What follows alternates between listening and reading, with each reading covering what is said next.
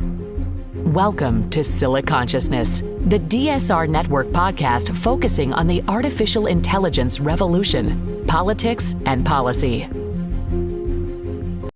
This podcast is underwritten in part by the U.S. Embassy of the United Arab Emirates.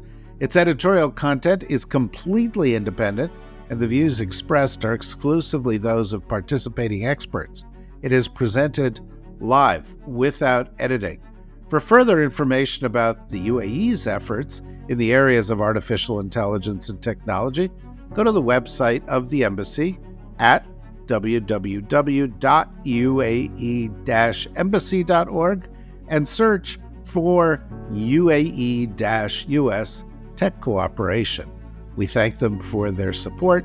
We thank everybody who's supporting this podcast for their support, and we look forward to it developing and growing over time because the issue is so important.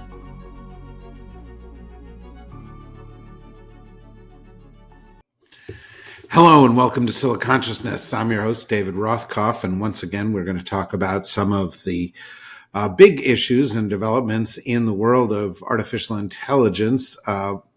And fortunately, we have with us a terrific guest. Dr. Daniel Hulme is a globally recognized expert in artificial intelligence and an investor in emerging technologies. He's the CEO of Satalia, an award-winning AI company that was acquired by the world's largest marketing company in 2021, WPP, where he is now the Chief AI Officer. Welcome, Daniel. Thank you, David. It's great to be here. So let's start in the news. I'd love to do some deeper dives into some issues of greater weight as we go forward, but we do seem to be entering a period in the sort of global life of AI that's new and different. Here in the United States, we have an administration which has a whole variety of idiosyncrasies, but one aspect of it is that close to the top of it, there are a lot of people who are associated with the tech space and with AI. And we've already seen in the first 4 weeks of the administration a very pronounced sort of new approach to AI, which is less regulation, less of a focus on safety, less of a focus on ethics, more of a focus on leave it to the guys with the glasses and the pocket protectors, and everything will be fine. First of all, am I mischaracterizing it? And secondly, what do you think of this and how it's likely to be received more broadly around the world? Actually, I've been thinking about the implications of AI for almost 2 decades, and concerned about how these advanced technologies are going to impact humanity. I actually argue there are what are called a pestle of singularities, or at least 6 singularities, big challenges we're facing as species over the next decade. I think there is a sort of a disregard at the moment for AI safety from a governmental perspective, because I think governments are realizing that these technologies are phenomenally powerful. They want to get a head start. So, innovation is more important than getting things right. That said, interestingly, there's a whole now, massive startups are appearing that are leaning into AI safety, responsibility. In fact, many of the people I know that have become independently wealthy have actually leaned into this question, trying to figure out how to build safe AIs. In fact, myself, whilst I sold my company to WPP, I've recently started an organization called Consium, which is, I think, the world's first company to try to understand how to build safe, conscious AI. And so, we believe that actually potentially building safe, conscious superintelligence is going to be better than creating zombie superintelligence. And I go back to your point about, it being built by engineers, stereotypically, the people that you've mentioned. The philosophy that I have is you need as many diverse expert perspectives as possible to make sure that you're making good decisions. So I've tried to architect that from the ground up. But I think we're facing a lot of changes over the next 5 years, and I think that we all actually need to be leaning into figuring out how to solve some of the big challenges. Yeah, there seem to be different sort of philosophies of this emerging around the world. I mean, they're not that far from other kinds of philosophies. And in the U.S., it's kind of seems to be, leave it to the markets. And in Europe, there's a little bit bigger role for government and more concern for the interests of the consumer. And in China, there's a more state-centric view, associated with this. That's been a philosophical tug of war for a long time and affected, the development of the internet and privacy rights on the internet and so forth. How do you see that tug of war playing out right now? Well, I guess like every kind of technology that we've created that has a material impact on people's lives, whether it be automotive or aerospace or pharmaceuticals, initially, I guess there's a wild, wild west and a land grab for market share. What happens then is that things go wrong, planes crash, etc., and regulation then comes in to try to mitigate those risks. I think the concern about AI and the concern about moving fast and break things is that this is the most powerful technology that humanity has created, and it has, it could have a material, almost existential threat to humanity, and so I guess the worry is that we do need to accelerate regulation. My worry is that I don't think that's going to happen. So again, ironically, I see organizations, companies that maybe are more philanthropically orientated or certainly more purposefully orientated, attracting capital from ultra high net worths that really want to make sure that there is a future then for to live in and to spend their money as they wish. So you're dealing with a big company like WPP and so forth, and the clients of WPP are everywhere, and all of a sudden they're all integrating AI into the work that they do, and there's no clarity that the regulatory regimes are going to be the same everywhere, that the rules are going to be the same everywhere. That the safety guidelines will be the same everywhere. And, this is one of these moments where the costs for a big global company become very high. That's why there's always pressure. I was a senior trade official in the government. There's always pressure to harmonize. But we're a long way from that. So how do you deal with it? Actually, our legal department, I think, has probably been the busiest that they've ever been. And I think what's been heartening, if I'm honest, and this isn't just in WPP, it's actually, with our clients, absent of regulation, people have still been thinking very carefully about how they utilize these technologies. In some respects, they've been holding themselves to account. Now, I'm not saying that that's the solution. I think we do need to have regulation, but, ultimately organizations are made up of people, and nobody wants to lose their job because they've caused harm, or no organization wants to be in the popular press abusing these technologies. So I think what's been really heartening is that there has been a real leaning in, a caution around using these technologies. WPP is building their own framework. I actually believe we're pioneering some of the thinking around the safe, ethical, responsible use of AI. That said, we're thinking about those things at a micro level. We're thinking about not making sure that we're not putting content out there that is causing harm or triggering any communities, or exploiting unconscious biases, etc. What we need to have is, I think we need to have governments thinking about what are the impact of being able to create content where you don't know what it's true. Like, what's the impact of creating a post-truth world, a world where people lose confidence in what content they're engaging with? Now, I do think that in some respects, companies can influence that, but I think that's the role of the government. And what I'm not seeing really is clarity of thought about the macro risks associated with AI. There are macro risks such as, mass technological unemployment.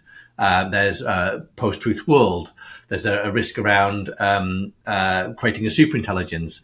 There's a risk around, these technologies getting so good at understanding perception, at influencing people that bad actors can use that to accumulate more wealth and more power. So I think that there are these big questions that we need to face into. I try to do my bit in engaging with government to try to help them understand what these macro risks are. But I think, a few years ago, before AI happened, I thought we had 30 years to solve that problem. I think now we don't. I think now there's this arms race towards building AGI. There's hopefully an arms race to building fusion, which means that there's going to be energy available. There's an arms race around quantum. And when you start to kind of create this confluence of abundant energy, very, very smart machines, exceptional computation, the world changes completely. And I don't think the governments are quite ready for that change. Well, let me ask you a question that sort of goes to the core of that. There's been an assumption for a while that one of the big challenges regarding AI is energy. You just mentioned it. And yet, in the past few weeks, with the advent of DeepSeek, there has been this kind of sense of, well, maybe, the solution, that there's more of a software solution to this thing that can produce more efficient AI. And if we head in that direction, maybe some of those projections are wrong. Where do you come out on all that? I think at the moment, large language models are incredibly crude representations of how our brains work. They, as you know, are massively energy inefficient. They require tons of data to learn. They learn very slowly. Your brain operates on the power of a light bulb. You learn incredibly quickly. You pretty much remember everything you've seen.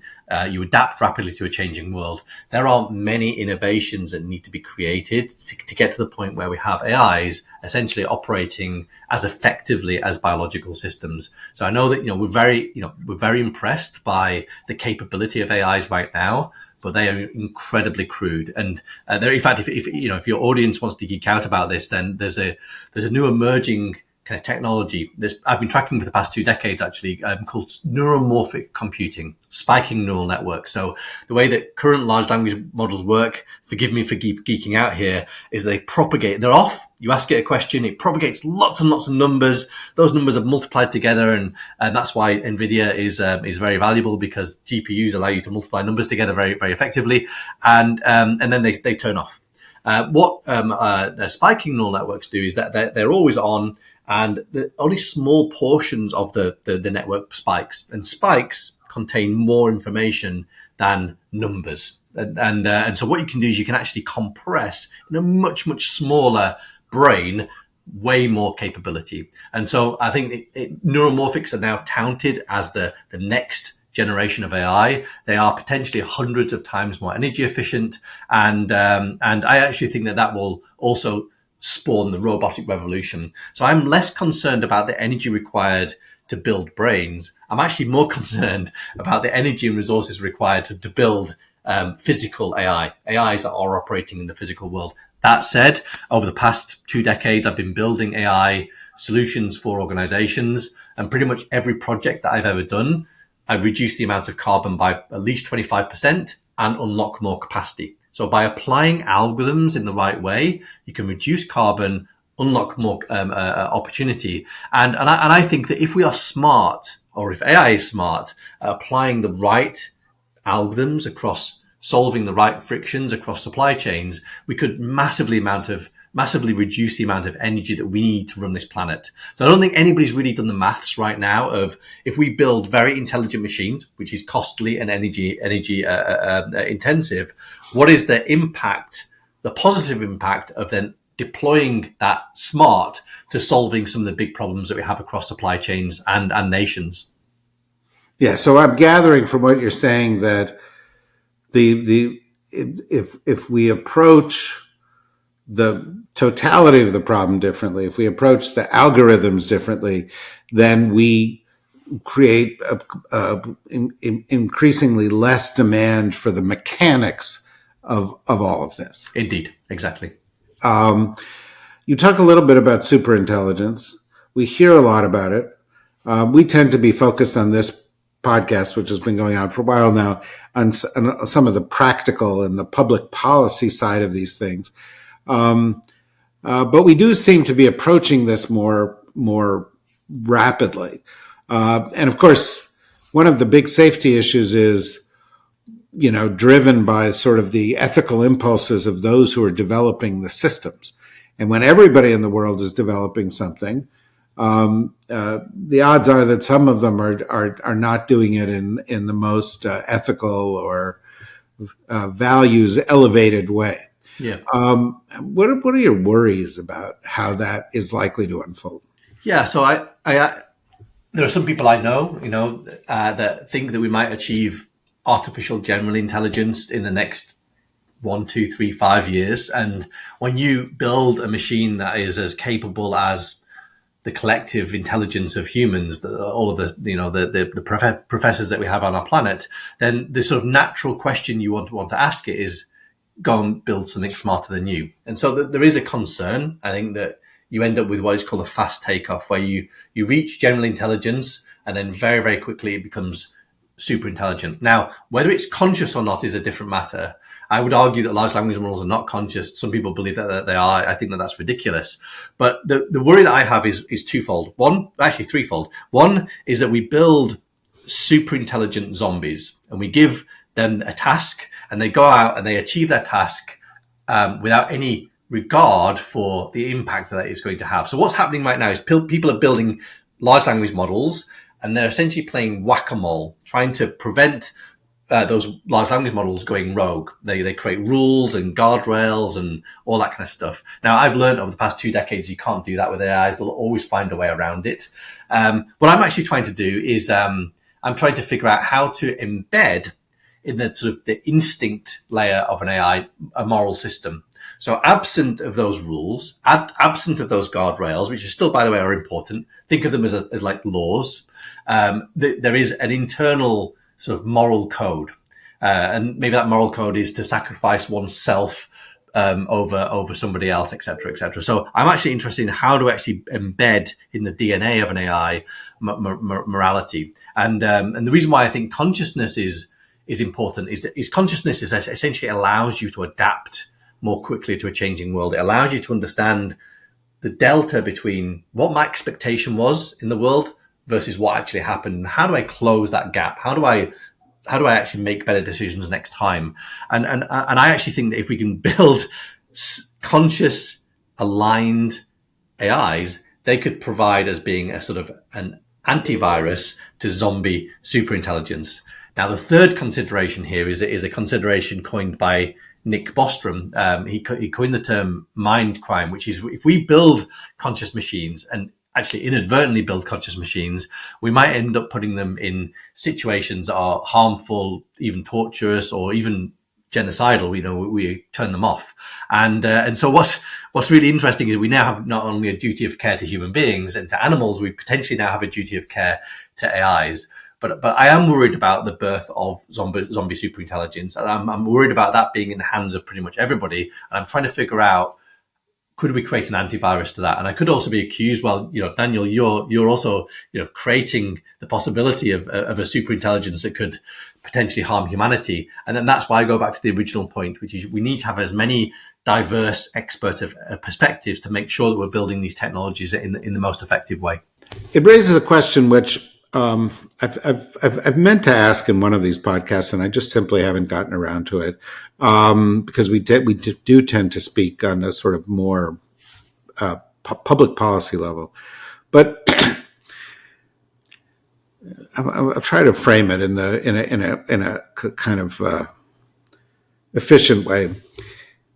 We see a lot of talk about intelligence. And human intelligence and the human brain. And of course, the human brain is the most complex thing that we know in the universe. There are more neurons in a brain than there are stars in the universe. And we're just in the early days of brain science. We don't even know how the human brain works in most respects.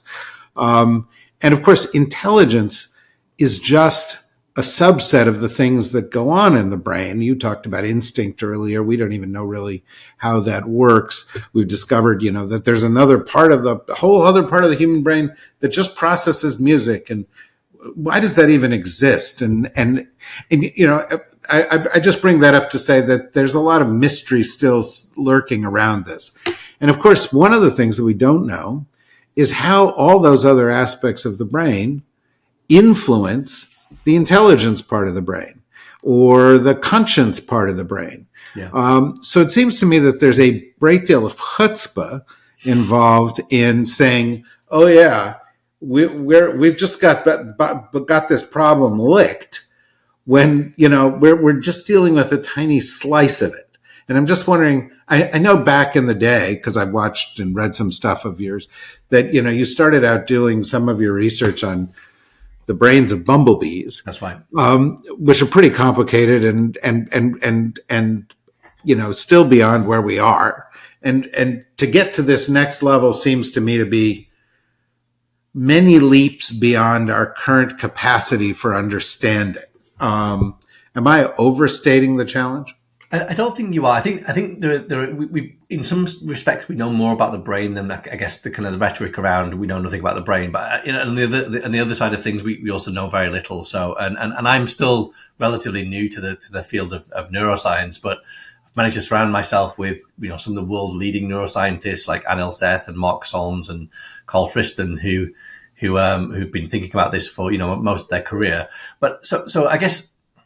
There is a popular definition of AI, which I think is the weakest definition, which is getting computers to do things that humans can do. And, whilst if you've read Daniel Kahneman's, Thinking Fast and Slow, we know that humans are quite good at kind of instinctual system one thinking, statistical, unconscious thinking.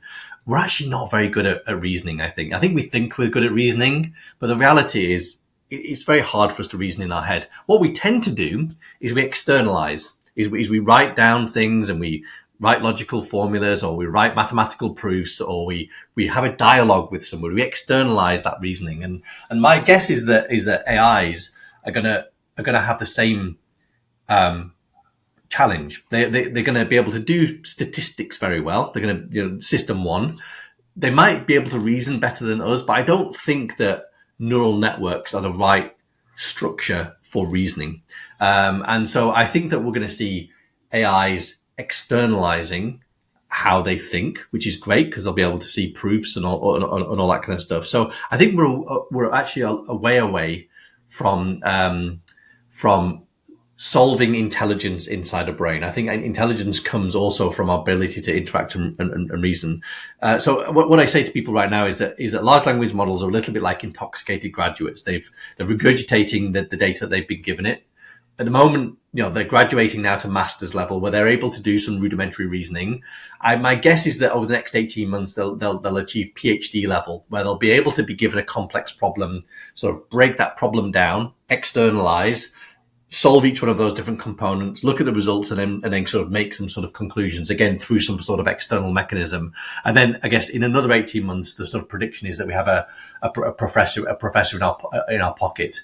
But this is the trajectory of large language models. But as I mentioned, large language models are not necessarily good at interacting with the world. They're not good at doing things that bumblebees can do. So I think there's going to be competing technology, neuromorphics, which actually start out as being very small brains. They're not big brains. They're not like large language models. They're very small brains that do very simple things like, hoover your floor or, fly drones. And what I'm interested in is how we evolve those brains in an environment where that the setup of the environment means you either have to lie, cheat, steal and kill each other to survive, or the environment says you have to cooperate, be altruistic, sacrificial to survive. So through the evolutionary process, starting with very simple brains, you can essentially embed behaviors. You can embed the instincts of some behaviors. And that's where I think we could actually start to embed the instincts of morality. So I think there's a lot to be said around understanding the distinction between system one thinking, system two thinking, and then really being sober about where we think AI has that capability. Yeah, although it does call to mind that, different, like just even different companies, different countries, different leaders, different individuals choose different moral paths because they think those are to their advantage. Yeah. And some of them are not that moral.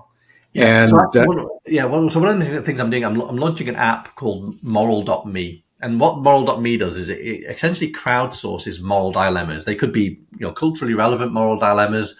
What happens is that then people answer those moral dilemmas, and of course you'll answer them based on your demographics and your age and all that kind of stuff. And there's a concept called moral foundation theory, which essentially allows you to sort of profile somebody's morality based on these 6 dimensions. So I'm certainly not dictating any one type of moral profile, but I'm giving people the ability to profile themselves and then compare themselves to Gandhi, to Einstein, to other types of demographics. But actually, for me, Moral Me is a Trojan horse to collect questions that we can then use to morally profile an AI. So what I'd like to get to is a point where I can say your AI is by instinctually, without the rules, is going to behave like this.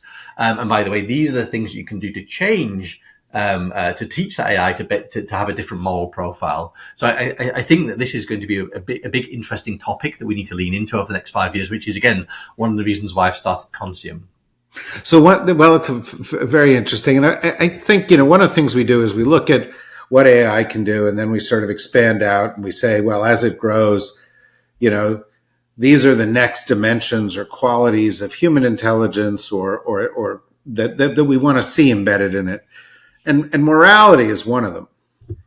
Another one of them is creativity, where, we've got now sort of rudimentary programs that'll say, well, I'll help you design this, or I'll help you create this kind of video. And it's very clear that what it is a sort of giant recombinant engine that says, here are a million possibilities. Give me some guidelines and I'll narrow it down for you. But there's no spark in there. There's no something from that we've never seen before in there. Yeah. And the question is, how do you grapple with that kind? Well, WPP is often awarded the most creative company in the world, and creativity is the heart of our mission, which is to use the power of creativity to make the world better. So this is something I think about all the time. I oversimplify this, but I say that there are 2 problems in creativity. One is what I call the creating a Monet problem, and the other one is called creating Monet. So I guess, so going back to your point, is that if I wanted an AI to come up with a sort of Monet rendition of a cat standing on top of a car, what's the best rendition in that infinite landscape of renditions? What's the best rendition that's going to elicit cat standing on car in the style of Monet? And you're right, the challenge, how do you search that landscape to elicit that? But the question of how do you create Monet is a slightly different problem, which is how do I come up with impressionism? Now, again, I don't want to kind of over trivialize this, but I suspect, Monet had an appreciation of different artistic genres, and he could have inferred a new genre that from other artistic genres that was sticky. I suspect there were other artists at the time that were also doing something similar, inferring new genres that just didn't stick at the time. Maybe they were ahead of their time. Who knows? And the question is, could you get AI to essentially have come up with impressionism? And I actually think that you probably can. But I still think we're a way away from being able to do that effectively. So I'm actually really interested right now in how do you augment and accelerate human creativity using AI versus getting AI just to create. Yeah, well, that seems like it makes some sense. It makes some sense because it's achievable. The problem with creating Monet or Impressionism is that the very definition of Impressionism is that the art that's created is based on how the individual artist saw the world, right? And so it's based on a unique perspective, and Monet may have seen one thing and Manet saw something else, and whatever, and you end up with a completely different set of perspectives. Let me ask you one last question that's related to a side of this, and it may be something you're tackling at WPP. And that is, you addressed this very, very earlier, much earlier. The artificial intelligence is wonderful, and it's also kind of supercharge the production of bullshit in the world, right? There's just massive amounts of stuff that isn't true. And yet it's like a lot of bullshit. The problem with it is that it's woven betwixt and between things that are actually true. And it's very hard to tell. You know, I mean, social media is a wasteland. If you go on social media now and you see stuff, you go, oh my God, that's a great story. And then you go, oh no, I'm not sure that's actually true. But it would seem to me that one thing that AI could do, that because it basically involves running down certain sources of, in certain ways, is to discern what's true and what's not. Why aren't there great AI fact checkers out there that, have certain criteria built into them? And that, because when I use AI, if I use ChatGPT or DeepSeek or whatever, the first thing I do is I say, I need all of this, but I need the sources. You have to add the sources into your answer because I've got to double check it. But I'm just wondering how you tackle that. Oh, wow. So I guess if you ask pretty much any consultant or anybody that's sort of rebranded themselves as an AI expert over the past 3 years, they'll probably give you the 101 definition of AI, which is getting computers to do things that humans can do. We see it in the government, et cetera, et cetera. I think if you go to an expert, a really deep expert, that even some experts I know still use that definition, but the real people that have been thinking about this for 2 decades will give you a more nuanced, hopefully more useful answer. And the problem at the moment is that if you went to ChatGPT and said, what's the definition of AI? It's going to give you the 101 answer because it's just giving you the statistical likely response, which is all of the gumph and nonsense and incorrectness that's on the internet. What I would like it to do is to sort of challenge itself, a bit like going back to this idea of a PhD. This is my hypothesis. The hypothesis is the definition of AI getting computers to do things humans can do. Let's test that. Well, what happens if I built a machine that could operate like a mouse? Well, a mouse would be the most intelligent machine that we've ever built, and therefore doesn't fit that definition.